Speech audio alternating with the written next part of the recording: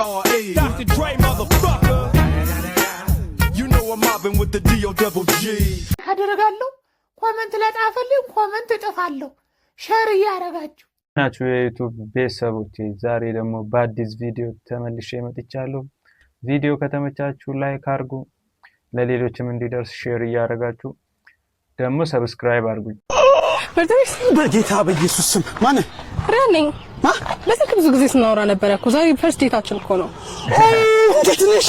በስማም በጣም ነው የምታስበ ሰላም ነው። እንዴት ነህ? ቀሚስሽ በጣም የሚያምረው ዘልሽ አንዴ ዘወሽ በእናትሽ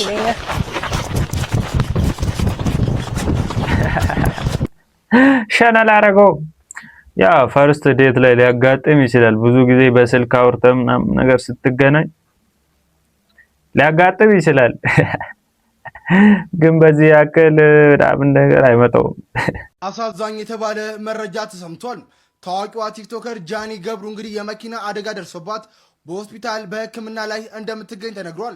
ታዲያ ከታዋቂዋ ቲክቶከር ጃኒ ገብሩ በተጨማሪ የአዶናይ ወንድም የሆነው ማቱሳላ ብርሃንም ጭምር መኪናው አደጋ እንደደረሰባቸው ነው የተነገረው። ታዲያ በአሁኑ ሰዓት ሁለቱም በሕክምና ላይ እንደሚገኙ የተነገረ ሲሆን የመኪናው አደጋና መንስኤ እንግዲህ እስካሁን ድረስ ምን እንደሆነ በግልጽ የተባለ ነገር የለም። ፈጣሪ ቀላል እንዲያደርግላቸው እንግዲህ ምኞታችን ነው። አዳዲስና ፈጣን ወቅታዊ መረጃዎችን ለማግኘት የፕላስ ምልክቷን እየነካችሁ ፎሎ ያድርጉም። ያ አሁን ላይ እሷ ተሽሏት ወጣለች። ትንሽ የጉዳት ነው ያጋጠማት። እሱ ደግሞ እግሩ ብቻ ነው የተጎዳው። ይሄው አሁን እሱ ፎቶ ላይ እንደምታዩት አሪፍ ላይ ነው ያለው። ወደ ቤትም ተመልሷል። ጨርሶ ይማረ ብለናል።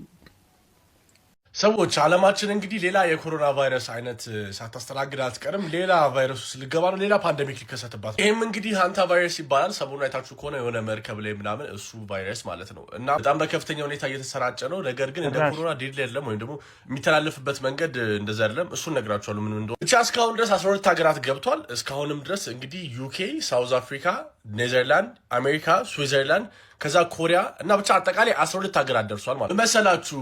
ነገርየው አይ ቲንክ ኮንታሚኔትድ የሆኑ ወይም ደግሞ ብሎ የሚባለው የተነካኩ ሰዎች ወጥተው ወደ ሌላ ቦታ ፍላይ አድርገዋል። ነገር ግን ያው እንደ ኮሮና በትንፋስ አይተላለፍም፣ በንክኪ አይተላለፍም። ይሄም ያው ከሰው ወደ ሰው ንክኪ መተላለፈው አለ ወይም ደግሞ ይተላለፋል። ነገር ግን በጣም ኢንተንሲቭ የሆነ ፊዚካል ኮንታክት ይፈልጋል ተብሏል። ወይም ደግሞ በጣም ከሆነ ሰው ጋር ረዘም ላለ ጊዜ ፊዚካል ኮንታክት ሊያስፈልጋችሁ ይችላል ለመተላለፍ ማለት ነው። እናም ያው እስካሁን ድረስ እርግጠኛ የሆነ ኮንፊርምድ ኬስ 8 ኬዝ ነው። ነገር ግን በጣም በብዙ ቁጥር የሚቆጠር እንግዲህ ጥርጣሬ አለ። ከዛ በተጨማሪ 3 ደች ውመኖች ወይም ደግሞ የኔዘርላንድ ሴቶች ሞቷል ተብሏል። እናም ያው የሚተላለፈው ከሰዎች ሳይሆን ከሮደንቶች ነው ተብሏል። ሮደንቶች ማለት ነው ላሳይ። ሮደንት ማለት እንደዚህ ናቸው፣ እንስሶቹ ናቸው እና በእነዚህ ውስጥ ነው የሚተላለፈው። ከዛ በኋላ እነሱ ኢንፌክት ያደረጉት ቫይረስ ያለበትን አየር ስተነፍሱት እያዛላችሁ ማለት። በጣም ያስገርም ነገር ልንገራችሁ። ሴሪየስ ሚሊዮን የትዊተር አካውንት ማለት 2022 ላይ ነው ፖስት የተደረገው እንደምትመለከቱት 11ኛው ቀን 6ኛው 2022 ላይ 2023 ላይ ኮሮና ኤንድድ 2026 ላይ ሃንታ ቫይረስ ብሎ ፖስት አድርጎ ነበር።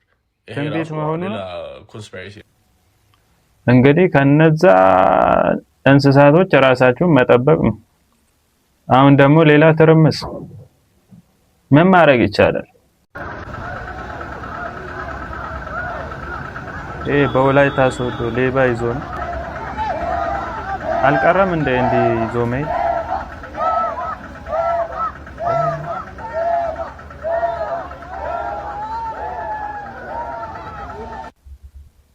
እንዲህ ተደርገህ ተመልሰህ ትሰርቃለህ። ከባድ እኮ ነው። ሌባ እየተባለ በስመ አብ። እንግዲህ ሰኔ 22 አይ ቲንክ ሰኞ ቀን ነው። ሰኞ ቀን ነውና በወቅቱ ይሄ ኮቪድ በጣም አስፈሪ የነበረበት ሰዓት ነው እንደምናስታውሰው እና እኔና እሱ ልጆቹንም ባለቤቱንም አንጠቀም። ውጪ የምንውለው እኔና እሱ ብቻ ስለነበርን እንደነገርኩሽ አብረን ነው የምንኖረው። ማለት በቃ አንድ ክፍል ውስጥ መተኛትን ጀምረናል። እሱ ውጪ ስለሚውል እኔም ውጪ ስለምውል በስራ ምክንያት ካጠገቤ ነው ተነስቶ የወጣው ጠዋት። እና ከተኛበት ሄዶ ከመሞቱ በፊት ማለት ነው ከሚጠቀሙት ከመኝታ ክፍል ልብሱን ቀይሮ መጥቶ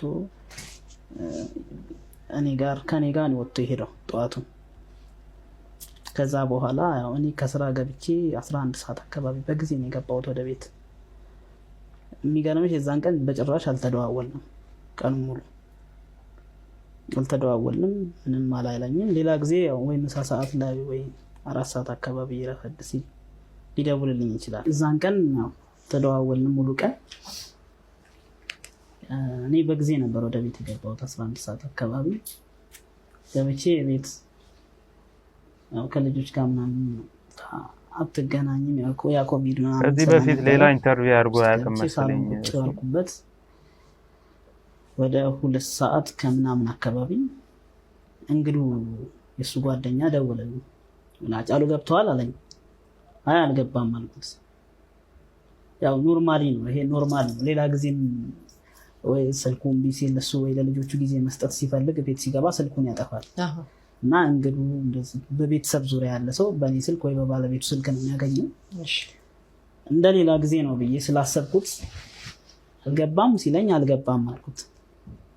ለካ እንግዱ እኔ ጋር የደወለልኝ ያቺ ልጅ አብራ የተገኘችው ልጅ አጫሉ ላይ ተተኩሶበታል ብላ ከነገረችው በኋላ ነው። ማመን ስላልፈለገ ነው ወደ እኔ ክሮስ ቼክ ያደረገው። እዛ በኋላ ምንም አላለኝም። እሺ በቃ ቻው ብሎ ዘግቶት ዝም አለ። እኔ ከዛ እሱ ከደወለልኝ ሰዓት በኋላ የሆነ የሚጫንሽ ነገር አለ አይደል? እንደዛ አይነት ነገር ሲሰማኝ መኝታ ቤት ገብቼ ተኛው። ከዛ በኋላ ተኝቼ የሆነ ሰዓት ናት ደቂቃ ምናምን 3 ሰዓት ከ10 ከ5 አካባቢ ተኝቼ የምሰማ የጩኸት ድምጽ እየሰማሁ ነው። እና የባለቤቱ እህት አለች እኛ ጋር። እሺ ዛም በመኝታ ቤቴን አንኳኩታ ተነስ አባቤቲ ከሰው ጋር ተጣልተዋል አለች።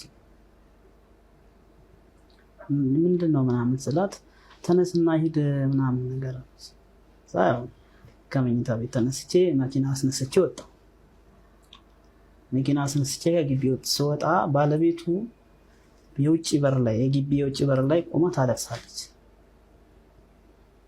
እሷ እንደ ቀልድ እንደዚህ ስሜቷ የሚቀየር ሰው አይደለችም። እና ምንድነው የሆነው ምናምን ብዬ እንትን ስል 2 የጎረቤት ልጆች መጥተው መኪናዬን ከፍተው ገቡ።